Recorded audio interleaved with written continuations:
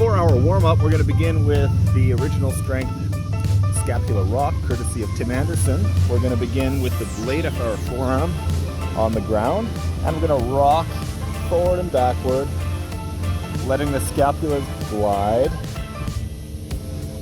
And we want to maintain a neutral spinal position. So we don't want to get into this where we're starting to round and force yourself into position. Just take yourself as far as you can through a comfortable range of motion. This is not supposed to be strenuous. We just want to feel the shoulder blades glide. Now our next movement, we're going to go just on a single arm, reaching out with the opposite side. Same rocking, but now just on one arm. And then we're going to alternate to the other side.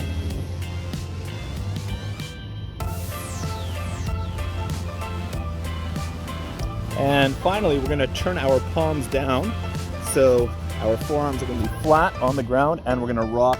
You're going to find you get a greater range of motion on this one.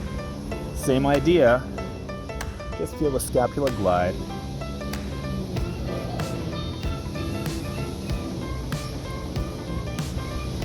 And if you like those ones, you can check out Original Strength and thank Tim Anderson. I think they're great.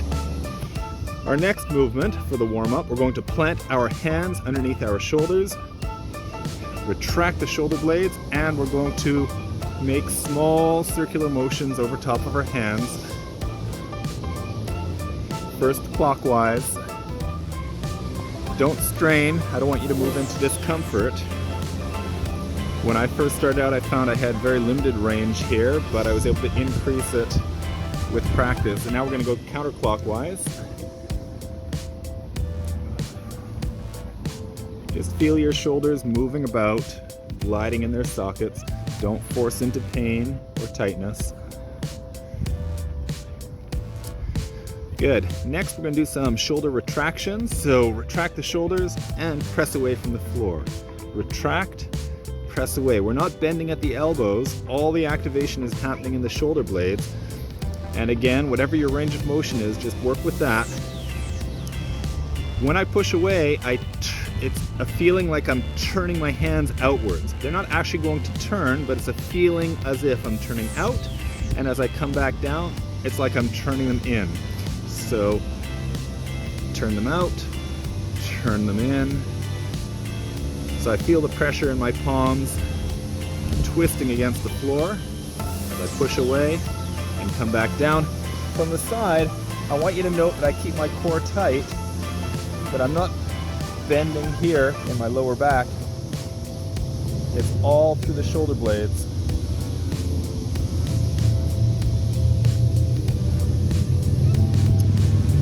And next, we're going to do some judo push-ups. So, starting up with your hips high, you're going to drop, it's also called the dive bomb push-up. You're going to drop your chest toward the floor, slide through, and come back.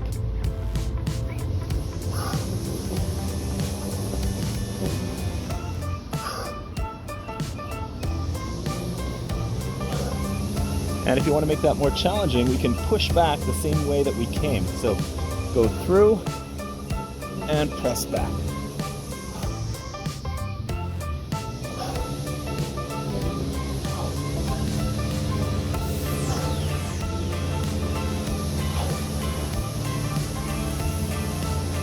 And finally, we want to warm up your deadlift. We're going to take one of your implements, whether it's a kettlebell or a dumbbell, and with both hands on it, we're going to stand in a sumo stance and lift.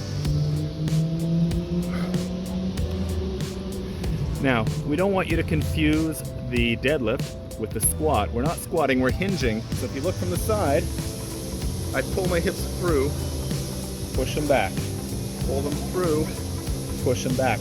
Sometimes people try to squat, going up and down. We want you to push back, pull through.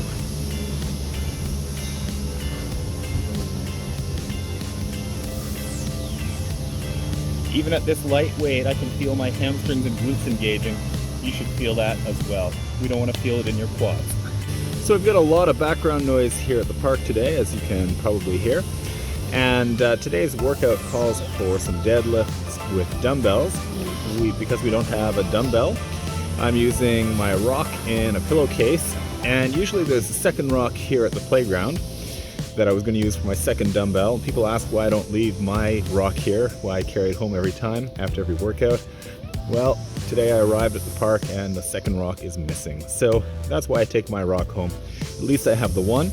I'm going to substitute in regular deadlifts with suitcase deadlifts, which will be less load but challenging in a different way, working on that asymmetric loading, forcing my core to activate a little bit more.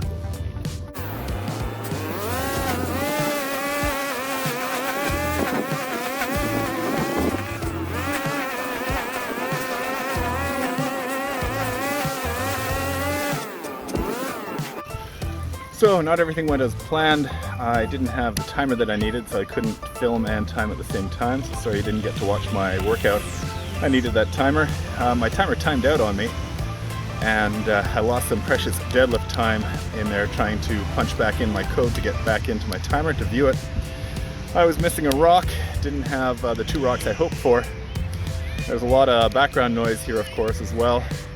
And you know what? That's how days are going to be sometimes. So my final score, 306. Maybe a little bit under what I could have gotten under optimal circumstances, but there it is. Anyhow, the workout, 5 rounds of 1 minute dumbbell deadlift and 1 minute of push-ups for max reps. I just kept a running total. There's not any break time in here to write things down. So you just want to keep moving all the way through it as quickly as you can. Record to the notes the dumbbell weight that you used, any progressions you used. For example, I had a suitcase deadlift today, and also record whatever push-up progressions you used. All right, good luck with it. Go get after it.